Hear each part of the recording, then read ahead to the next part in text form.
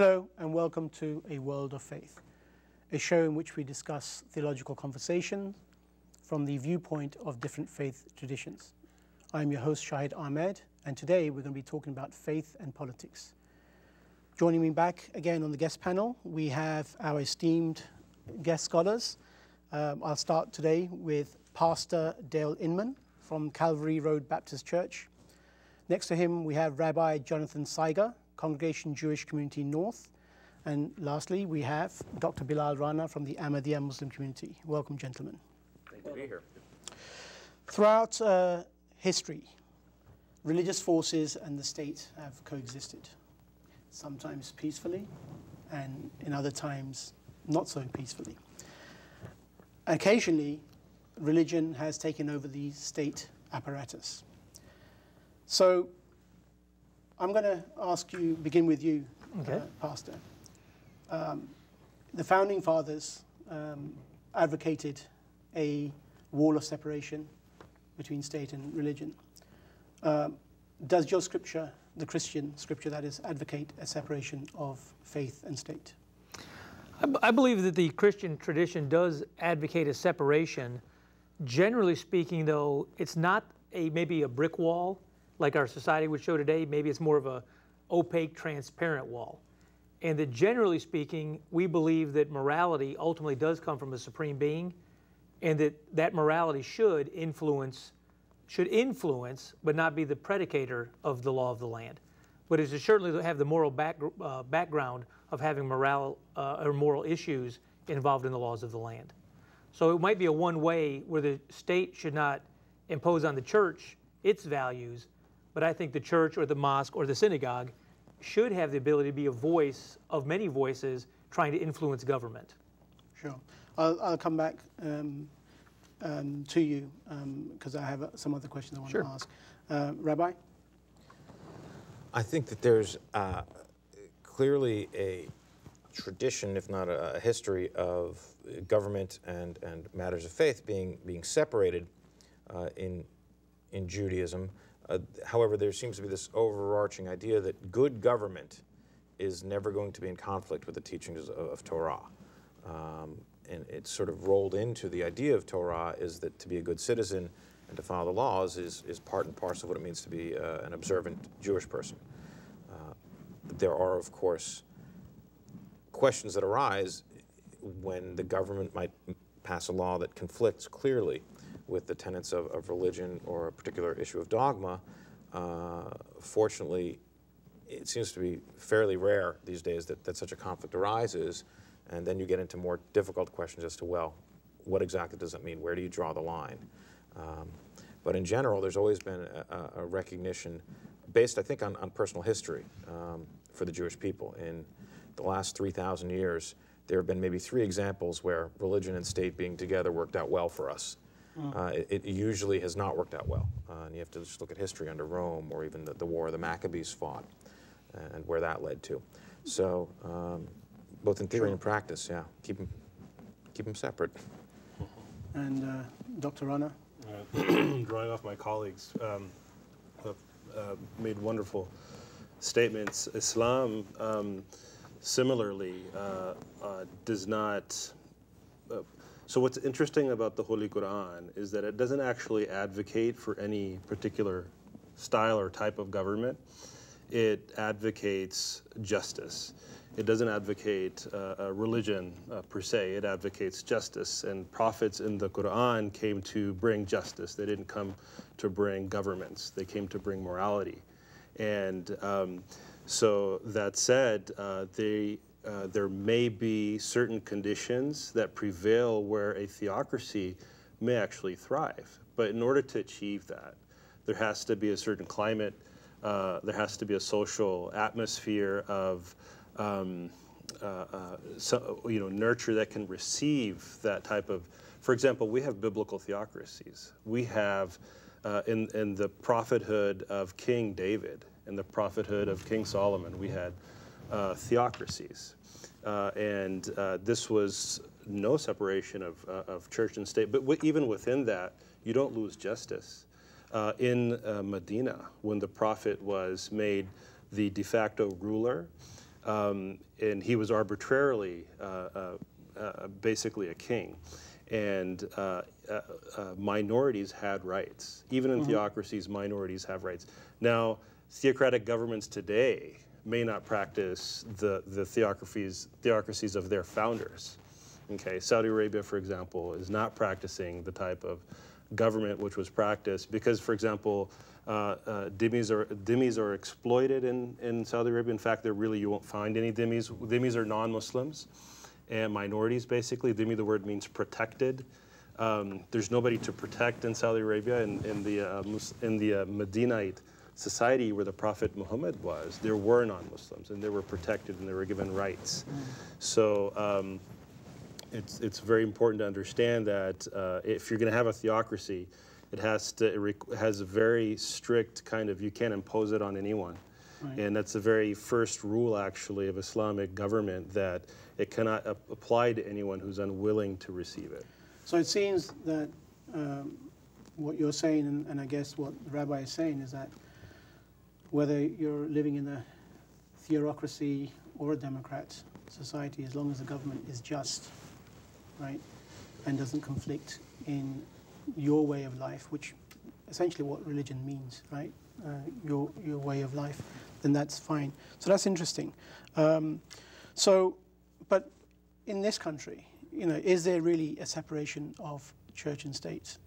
Because doesn't faith still play a role in defining domestic and foreign policies? And I'll ask you that. Yeah, I would think faith does play a pretty strong role in the United States, in that traditionally, historically, most people may have come from a Judeo-Christian background. That's basically who founded the United States. Back in 1776 would have been people leaving Northern Europe specifically for religious freedom.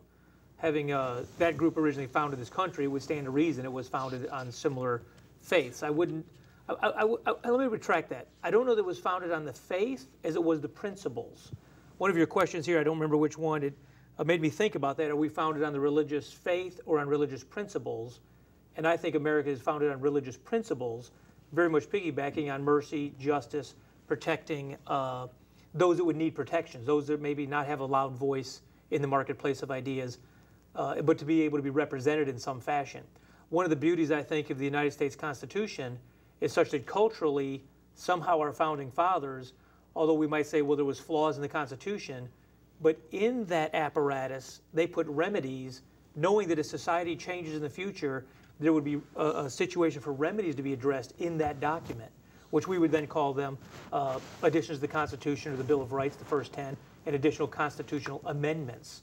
Many countries don't have that maybe capability built into it that way, where the rights of the minorities are also protected equally to the rights of the majority. Right. So to answer your question, as far as is it today, I would say that there is from my perspective, unfortunately, a movement afoot that would try to remove any vestments of a supreme being from our society, a very secular mindset, to which I don't know that would be beneficial. As a matter of fact, I believe it would not be beneficial for any people to have no influence from a moral compass from a higher being. As a matter of fact, I wrote a quote here from John Adams, and John Adams, he wrote, his quote was, "Our Constitution was made only for a moral and religious people. It is wholly inadequate to the government of any other type of people." So one of our founding fathers, and I like that he said it's for a religious people, not a Christian or Jewish or Islamic people, but a religious people. Some group that says we do acknowledge a supreme being. Right, but just asking, just want to ask a question on what you just said there. But it has been based on Christian moral teachings. For example, if you look at Mormons, some Mormons who practice polygamy, as do some Muslims, but there's a law that only recognizes, the law advocated by the Christian faith movements say, marriage between one man, one woman. So do you think that that's kind of then saying that it's only certain type of religious morality that we abide by? Or I think it's a combination of culturally, again, Northern Europe, whether even if somebody was a of the Anglican Church, maybe someone that didn't really even attend services or believe in God, such, several hundred years ago, that's kind of more of a cultural Northern European attitude of one man, one woman. Additionally, I think there's support for that, as you're saying, culturally in America has been that way. But even like we very much subscribe to the original scriptures that my colleague, the Rabbi, subscribes to, which Abraham had many wives. David had many wives. You would never hear someone say David was a sinner, not in the Christian community, because he had many wives. So I don't know that that comes in America so much from the Christian morality as it does culturally, the people that came here that founded our country. Sure. That was in their culture, which then I don't know, I guess you could argue back, was that because of Christianity or not? I think it was just a cultural mechanism, not a religious mechanism. Sure. And just moving on, just going back to the Sure. question that was asked, separation of church and state, and does faith play a role in defining domestic and foreign policies? Well, I think there's no question that faith and politics are inexorably intertwined, and I think that it would be naive at best to suggest that that is ever going to change. I think that's always been part of the landscape. People play upon their particular religious affiliation and their religious notions to find common ground with people that they wish to serve in a representative government, and that they view the world the same way. They share a common worldview. They have the same belief about our mission in life and the relationship that we should have to each other, how God should work through us. And I don't think it's fair or reasonable, and as I said, it's pretty naive to think that that's ever going to change. Sure. I think where we have to be very, very vigilant is in making sure that while religion and politics are linked, religion and governance remain separate. And I think that's where you run into problems. People can say, hey, this is what I believe and this is what motivates me in discharging my duties as a legislator or as a government official, but has to understand that the principles upon which this country were founded is one of individual life, liberty, and the pursuit of happiness. And that same document that really started this whole amazing experiment in earnest speaks about being endowed by their creator with these unalienable rights. Sure. And that you have to respect that. Everyone wants to quote the Constitution constantly, which is wonderful. I also like to look at the Declaration of Independence, which is the whole reason that we needed the Constitution. Sure. So. My response, drawing off, feeding off what you just said about the Declaration. I just teed it up. Take it away. There you go. Sometimes get lost. What's the actual question? In talking about the Declaration of Independence, I'm reminded of its author, Thomas Jefferson, who was a lover of many faiths. He was a polymath, and unbeknownst to many people, a very educated individual in Islam. He, in fact, owned a Holy Quran, which is still intact in the Library of Congress, and at least according to the official White House webpage, whitehouse.gov, he taught himself Arabic grammar. And he was fascinated with Islamic law, and perhaps drew from Islamic law in his understanding of things. He drew from many places, including John Locke, as you quoted, life, liberty, and the pursuit of property, according to John Locke, and happiness, according to Thomas Jefferson. And he's one of our fathers. And he said, one of the things he said, the Mohammedan, the Hindu, and the infidel all shall have the right to worship in this country. It's interesting because if you ever go to D.C., there's these white marble, a lot of white marble structures in D.C., and in one of them is the Supreme Court. And if you go in there, there's a large frieze that's a testament and token to the great lawgivers of our country, and right next to Moses and I'm sorry? Rabbi. Some of those great lawgivers. Right, right, exactly. Julius Caesar is there, and there's a sculpture of the Prophet Muhammad in the frieze with the Quran in his right hand. So, but where I think, so we have a place in the family I feel in the, because essentially there's also a verse in the Quran that says, wa anzalna Taurata wal Injil, that we have sent down the Torah and the Gospels. So essentially a Judeo-Christian tradition is really also an Islamic tradition. So then I'll start with you on the next question. Would you then say that this nation was founded, when people say this nation was founded on Judeo-Christian principles, what do you think they mean by that? Well,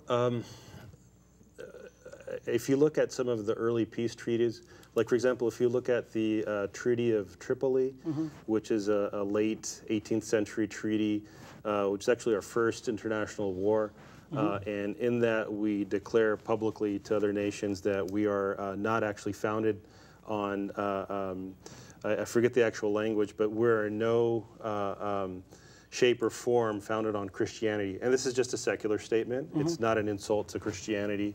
It's not an insult to any religion. In fact, I think it embraces people of all faiths. So I think that we have a tradition of secularism to it in this country, and I think that's very important. I think that we oftentimes forget that faith is actually really important. It imparts a morality to us, and whether you're secular or not, you need values in your life. This whole, the senator and the prostitute, it's like a cliche now. We have politics without principle in this country, and we also have science without humanity. We teach our children, and while I don't think that you should teach doctrine, and you shouldn't teach dogma to children, because we shouldn't indoctrinate children, but we should teach them morality, which is part and parcel of faith, because we have some of the smartest people doing the worst things.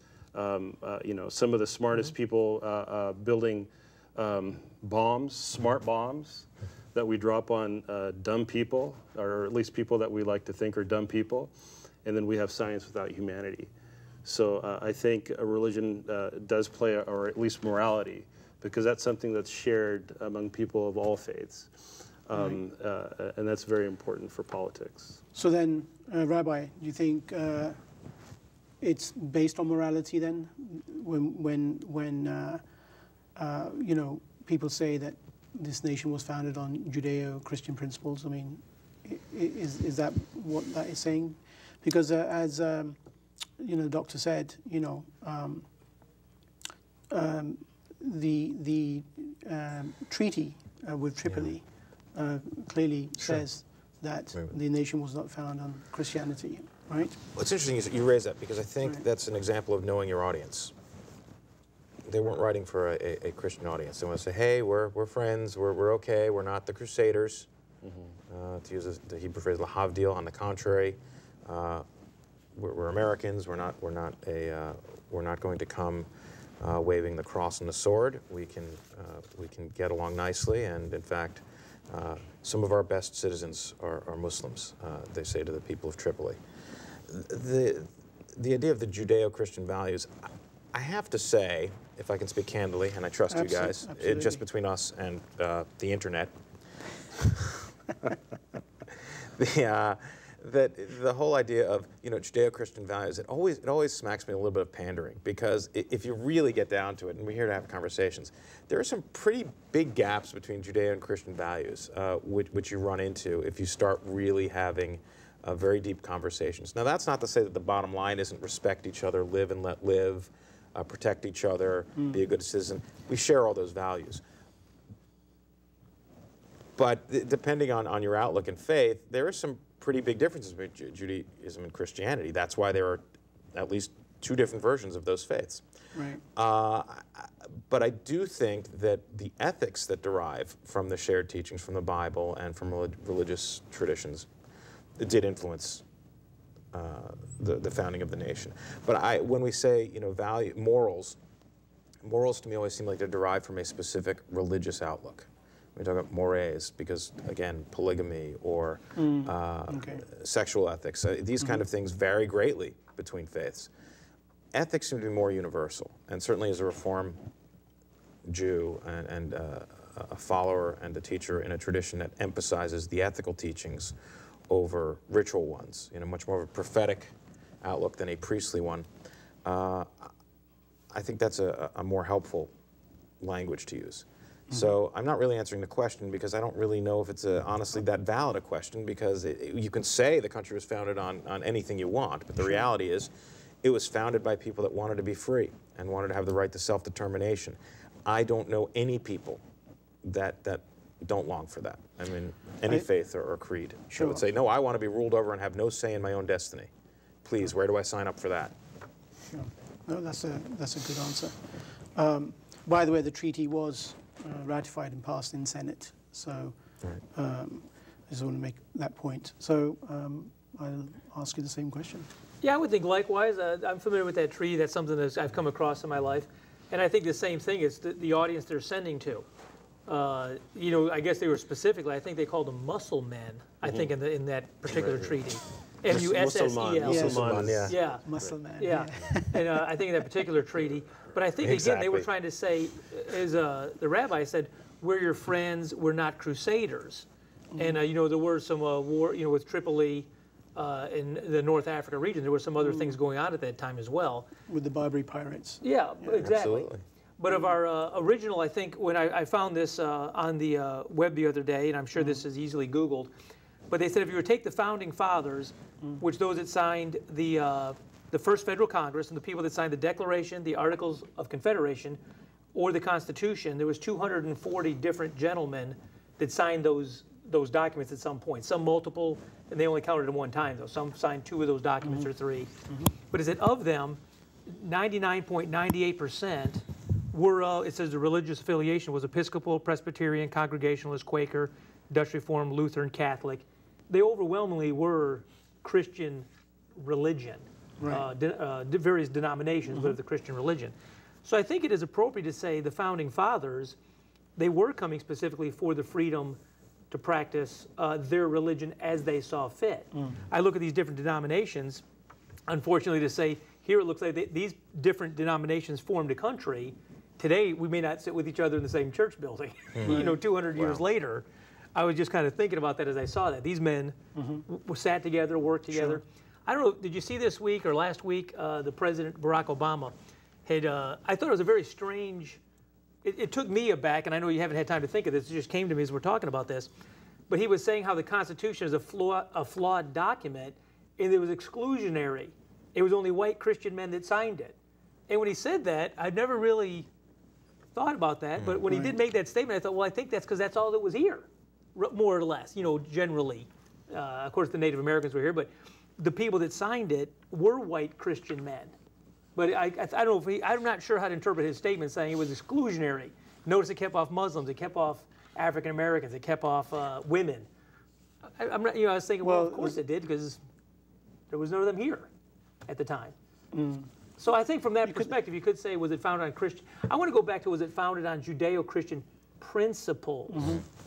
And those principles, I think you could extend those to, I know the 5 pillars of Islam. One of them is alms, taking care of people that are unable to. So I would go more, it was founded on the principles. Maybe we should put more emphasis on that part than we do the Judeo-Christian part, as the rabbi somewhat alluded to, I believe. That it's not so much Judeo-Christian principles, but it was the people that happened to have started this were basically a Judeo-Christian background, but the principles were of the one supreme being, what we would all acknowledge as God. Sure. The sovereign God. Sure. And talking about principles, let's touch on the subject of Sharia. And, that's been much of debate amongst, people of this land, and chatter in pubs and on the internet and even local, I guess, judicial level as well, right? So explain what is Sharia and why do you suppose people think that would somehow affect the Constitution? And of course, I will ask the rabbi about what is halakha. Sure. Sharia is a codified system of law in Islam. Sharia, the word itself, comes from the root word yara, which is shared by, actually the Hebrew word Torah has the same root, which means a path, like the path that a life-giving water carves out. So Torah means the way and or the path, and Sharia means the way or the path. And interestingly, Sharia is not found in the Quran. Okay, the Sharia that we fear today is actually markedly different. It's markedly different in its employment than that was practiced by the Prophet in Saudi Arabia. Even the classical Sharia, which was codified between like the 9th and 14th centuries, is centuries removed from the life of the Prophet Muhammad and from the dispensation of the Holy Quran. They reflect the interpretations of the founders. So there's 4 schools of Sharia. There's Maliki, Hanafi, there's Shafi, and Hanbali. Yeah, and so these are 4 schools of law, and they reflect the conditions that prevailed at the time. Not to say that some of those have lost relevance today, but they really speak for the matters that were pertinent to them at that time. And they're honored as holy men, and but the application of those laws have gone wrong and terribly wrong in Muslim countries, and you'll find many conflicts between, like just for example, the deprivation of women's rights, which are clearly given in Holy Quran, of which they are deprived under the rule of the Saudi government. And rather than look at the Saudi government or Hollywood portrayals or news media portrayals of Muslim Sharia law, it's important to stick with the sources. Under Sharia, non-Christians are given, non-Muslims are given rights. For example, Christians and Jews and pagans. And in fact, it's a very, to your surprise, it's actually a very comfortable government for minorities, because you are, when it's practiced correctly, because you're absolved from military responsibility, and you pay jizya, which is usually less than 5%, and I don't think anybody... What is jizya? Jizya is the tax. So Muslims have a zakat, which they pay, and the equivalent term or sacrifice that's made by citizenry for non-Muslims is jizya. And it's usually 5% or less. And this is, I mean, I don't know anybody at this table here who's probably paying 5% or less taxes. Right. So that's one of the common, if not the most common thing that non-Muslims advance and criticize Sharia law about is this jizya issue, which really is, they won't complain about that when under secular government. Right. The other thing is the hadud, which is translated, people say it's punishment, but it's actually, had means limit or restriction. So it's there's an element of mercy, and the hadud, or we'll just call them loosely punishments because that's what people understand them as, are incredibly misunderstood, and a lot more merciful actually than many of the laws that we've had in secular governments, including we have capital punishment here. We're in the state of Texas. We have 8 times as many capital punishments in this in executions in this state than we have in any other state in this country. Right. So, so does Sharia vary then from country to country? Absolutely. Okay. I mean, you have different. You have Shias have their own law. Some of them follow Jafri law. Right. Ahmadi Muslims have their own fiqh or law that they adhere to. Within Sunnis, you have dozens, depending on what part of the world you are in. So basically, this seems to be that Sharia is really for local governance. Right. There's no plot to there. I mean, it's not being advanced at least openly or even in quietly that I've ever sensed in America. I think the fear is very rational, and I think it's very paralyzing, and it's disturbing because I think it excites people to reaction and hostility and stereotyping, and these are all very dangerous things. Right. Sure. So, and then moving on to what halakha Is it similar to Sharia? Yeah, well, certainly the name is similar. Halakha literally comes from the root lechet, which means to go, the way, literally the path. Halakha means the way you. Torah means path or guidance. And halakha is the way you walk upon it. It's the application of Torah. The issue of Jewish law and how halakha works is fascinating and long, and we go on for an awful long time about it. But basically covering every aspect of life. But a lot of it developed, again, we have to understand, in sort of a utopian setting. It happened first in exile, and it happened in rabbinical academies, and it's much of it has to do with ideal situations. And then there's sort of the practical application of halakha, which is really important, which is where Jews would turn to their religious leaders, knowing that they had to be faithful to the governments they lived in and navigate the real world in which they lived, and also live a Jewish life and try to have a foot in both worlds. And halakha is incredibly flexible in that regard, because, as I said, it's a guiding principle of Jewish law. It's part of the halakha is a phrase that we use called dina de malchuta dina, which means the law of the land is the law. And in many cases, you defer to the law of the land, especially if it may be stricter in protecting people's rights. For example, if Jewish law says you can marry a person based on consanguinity that might be closer than U.S. law permits, then great, let's go with U.S. law. We'd rather be more restrictive in protecting people's rights.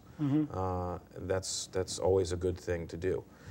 Where it comes into conflict is really fascinating. And then you have to ask other questions, as I mentioned. And really, the primary issue is, does the law that you're being asked to follow, is it forcing you to do one of three things for which a Jewish person is permitted to be martyred?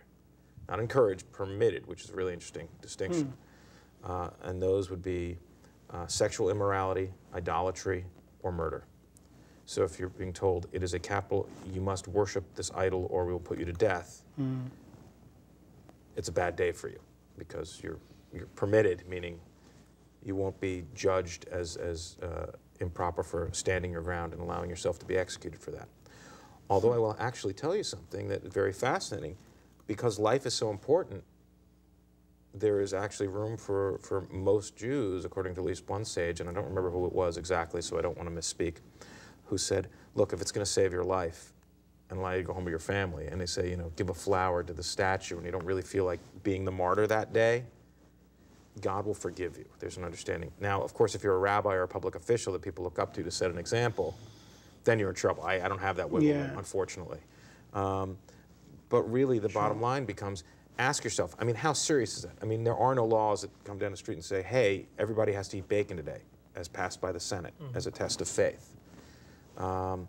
And then you ask the question, okay, the law conflicts with your religious teachings. The law conflicts with your faith.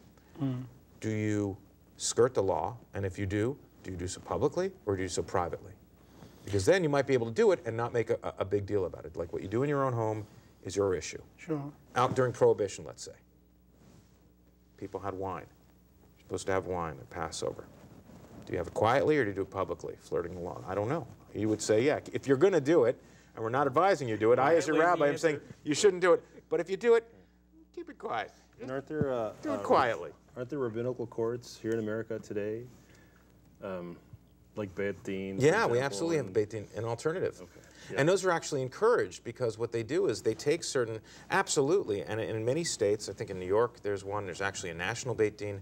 It's actually seen as a form of being a good citizen, because what we're doing is taking some of the caseload and the work off of the civil courts. Not in criminal cases, there's no question there, but in civil cases, divorce matters, business arbitration. Exactly. If the people agree, they say, you know what, let's solve this. We're going to get 3 rabbis together. We're going to solve our business dispute. Let's pull it out of the courts.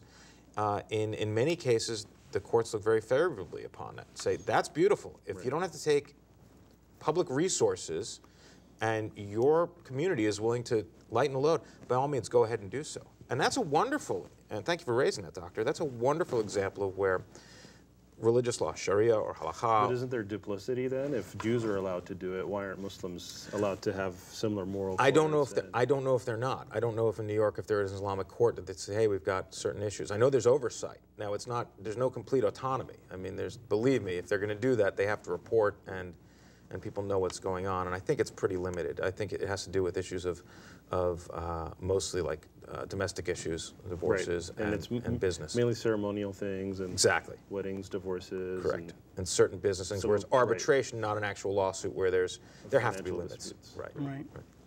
And in Christianity, is there anything similar to the halakha or to a Sharia?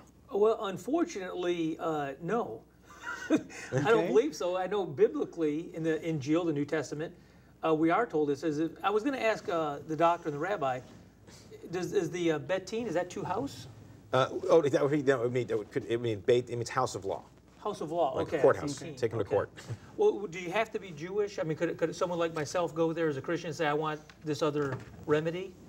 And the same thing as asking Sharia. I only ask that because in the Injil, the New Testament, it says if you have a fault with your brother, and that would from the reading, it's limited to Christians. It says go to the church, and have it sorted out. We are also, and this is why I said unfortunately, as Christians, we are told, and I tell people, you are not allowed to sue another believer in Jesus Christ. And I say that because the Bible says that. Right. You can't do that. You can't sue in court. If we recognize that God is our Father or our God, why do we have to go to the world to solve our problems? We should be able, as brothers, be able to solve that internally through God's rule versus the secular rule. So I only asked that because I was wondering if there was a Sharia court. I think I saw this week, was it Oklahoma? They passed a... yeah, I think they were the first state or one of the first states that basically passed legislation banning something that does not even exist. Oh, banning. I was going to say, I was going to be surprised if Oklahoma was leading the charge there. Right. What they read is they said they banned any other authority other than U.S. law. And I know they're getting sued. That's what they did? Yeah, but they didn't mention Sharia. There was, I think, and I don't remember the state, so I shouldn't name the state because I don't want to cast aspersions. Right. But there was a state that said we will not have Sharia law. But they didn't say any. Oklahoma passed saying we will not have any authority other than U.S. law. Now, I support that. When it comes to law, it should be U.S. law. Right. Now, should the Jewish faith and the Islamic faith and the Christian faith have influence into making the law? Yes, I do believe they should. But I think within certain limits, dollar amounts, civil cases, nothing with the criminal code, I would support different people, just like neighborhoods. As a kid growing up, you're a little kid, you break the window, the guy across the street comes, talks to you. They settled it. That's exactly what it is. Without getting into the courts. Right. And I think that would be appropriate. It seems everything used to be so much easier when the government had common sense. Right. And part of that was because it comes out of, in terms of Jewish history, was because you didn't want to be causing trouble. I mean, think about Europe. The Jews are like, let's not. You don't want to have to. Because by the way, speaking of church and state separation, when the authority was the bishop, and the Jews are having a big fight. There's riots over in the ghetto because these two Jewish fellows can't agree on something. We'll come in and fix it up for you. I mean, you wanted to stay as far away from the government as possible, so you wanted to solve everything as much as you could. Maybe I should be Jewish because I still. Yeah. Well, I think, but you're very right. The idea is the last thing you want to do is say that Jewish law supersedes U.S. law. That's not the point. It's really very it's simply arbitration. That two people that are believers in faith that say, hey, Rabbi, what does the Torah say? How do we do this? We want what's the Jewish value on this? And they say, well, will you agree by our decision? We'll get a panel together and we'll hash it out. Sure. But then what happens if let's say Dr. Rana wants to get married, right? And have more than one wife. I'm going to get into trouble here. Exactly. He's going to get in trouble. How see my earlier comment. Keep separate houses, because that's hard. How does that?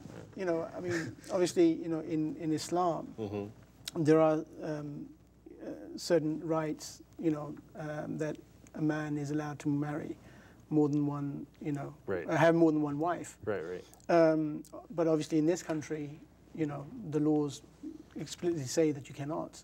So how then that would be a conflict in that be going against Right. the law How do I of choose between Sharia, I guess. religion and my country or something like that, right? Well, so according to Islamic principles, nothing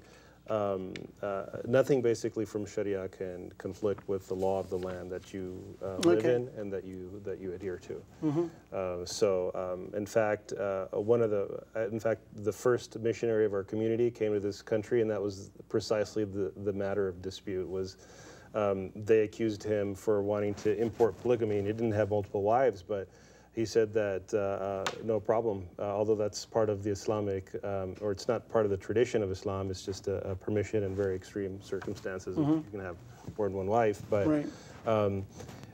he said that that's fine. It's not going to be applied, and it's not something that I'll be preaching here. So, in fact, the Holy Prophet of Islam said, "Hubbul watan min al-iman," that loving your country is a part of your faith. And it's not something, I get asked this question frequently, being a Muslim and being an American, how do you choose between the two? What are you first? Right. Are you a Muslim first or are you an American first? And I find that a very baffling question, a very strange question, because I don't consider them mutually exclusive of one another. I think being a good American means I can be any faith I want to and practice it in the peaceful manner that it's intended to be practiced. And being a good Muslim means that I have to be a good American. And it's almost like asking, if I ask you, are you Indian or are you male? What are you first? How do you answer a question like that? Are you a child of your father or your mother? Right. Exactly.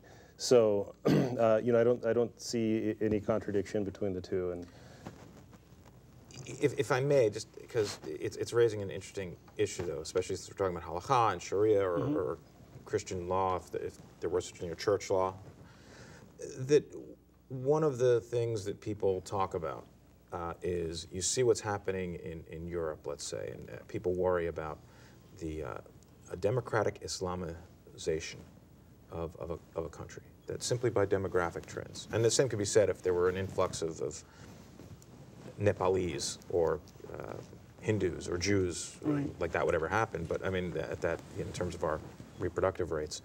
But we certainly see it in Israel, a place like Israel, where the more power that a particular faith gets, the more they want to influence the law of the land, as it were.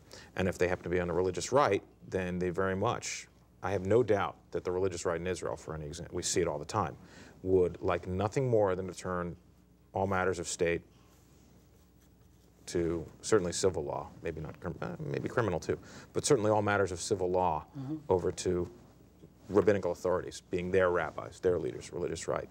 And people say that's going to happen. Oh, well, we have these influx of Muslims in Europe, and they're just going to turn Norway into a caliphate, which seems absurd. But again, that is fear too. It's raised. You hear it. I'm constantly dispelling that for people, being the rabbi in the room for some reason, saying, no, don't worry about Sharia, but I'll introduce you to my friend the doctor. He'll explain it to you.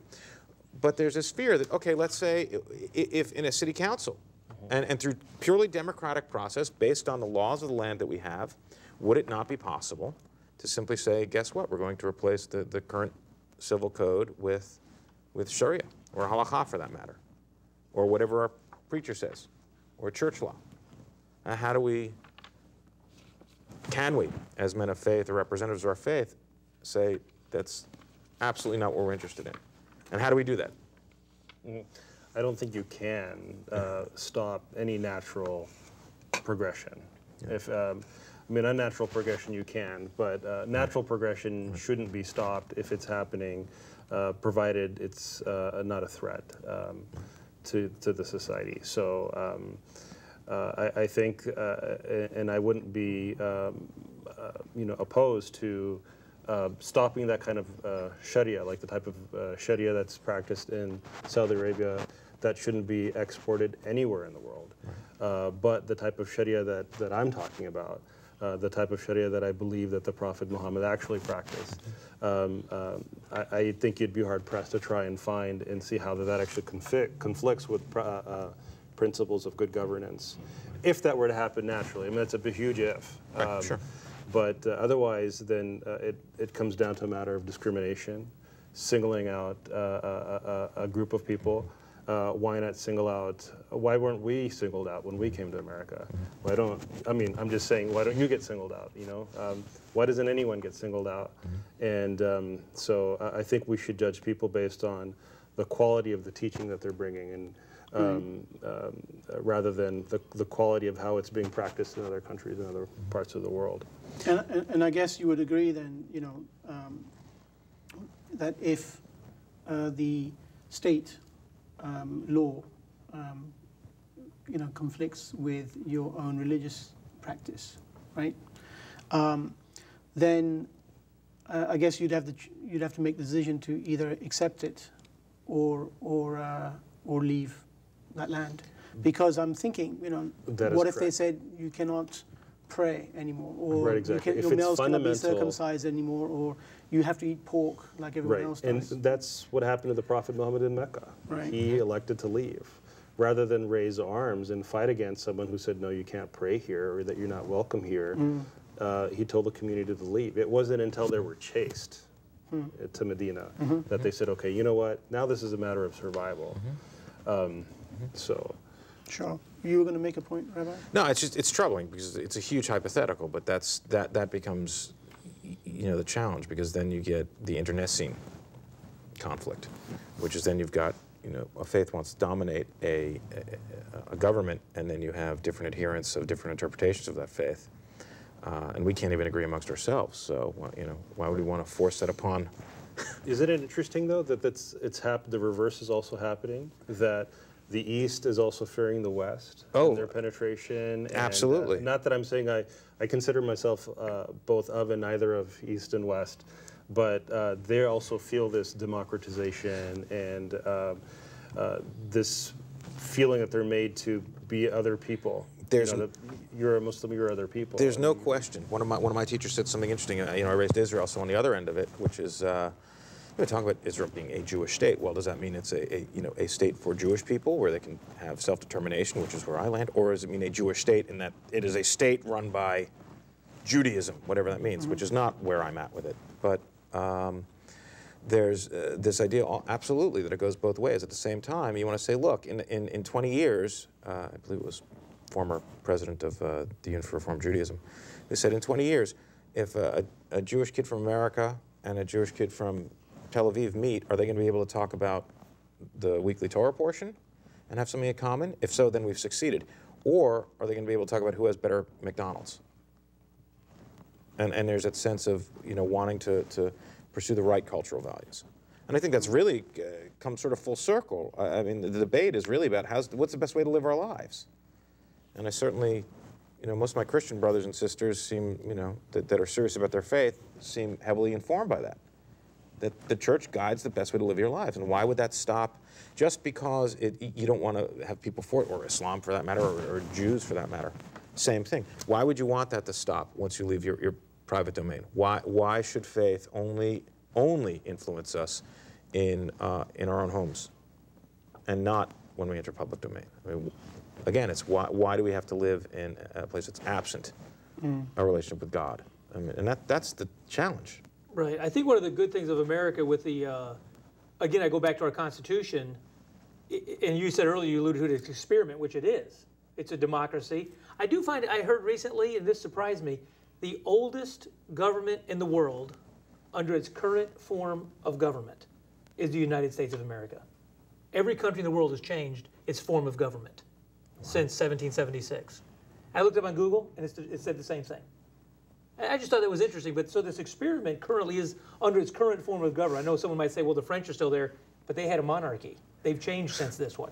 I think 1905 wasn't. I mean, yeah. Well, the whole world though. It said that we are the oldest government under its current form of its founding documents currently, which I thought that was quite interesting. It didn't even cross my mind before. But again, I go back to that Constitution. And I think this might be some of the fear of the West, is they say these other countries with other forms of government don't allow me to practice openly my faith in some of those places. This document, made by man, it is fallible. You know, it's not made by God, it is made by men. Yeah. But currently it is an experiment. And so far we think this one is the best for all the people here. I've got some friends in Russia, and I've asked them, is there anything such thing as the Russian dream? No. I love Lebanon. I go to Lebanon. There's a Lebanese bill. Everyone in the world knows the American dream. And the thing I think is why it's a dream is it's different to different people. For some people, simply saying, I can go to a country and worship my faith with my God openly, without fear of reprisal from the government, yes. That's a very unique situation we have here in America, in the United States of America. But having said that, I do know, like I've got some friends in Lebanon that have been asked to leave by the government. They were there, they were Christians, not proselyte, they were teaching. I'm sure that, as you said, they walked in the marketplace of ideas. There's no question they shared people that they were believers and why they were. They were there teaching classes, and they were asked by the government of Lebanon to leave. Right. Well, when that information comes back to the States, it does make Westerners, what if that comes here? That type of, you're not welcome. So I think that might be some of it. I think one of the most troubling things, and this, I know this might be off topic, but that really disturbs me, and any person of faith, regardless of their religion, how they worship God, it should disturb them. Do you remember that movie a few years ago, The Kingdom? Jamie Lee, yes. Not Jamie Lee, but Jamie Foxx. There was a scene in there where Jennifer Garner, I believe, kills someone from the Mideast, and I literally, and it broke my heart, saw people stand up and clapping. I saw the exact same movie in Damascus, Syria, and when the Riyadh towers blew up, the crowd stood up and clapped. That told me there is such a divergent viewpoint. Right. And I believe, I would like to think everyone here at this table is that, from my knowing you, we are. That has to stop. Both those, neither of those mentalities, or those are evils by both people. It should break people's hearts to see that kind of evil perpetrated on someone. Sure. But again, I go back now to our Constitution. The Christian, Judeo, Islamic, whatever principle, alms, care for others, treat one another as you would be treated, the golden rule. Sure. Those are the principles that started this government. Sure.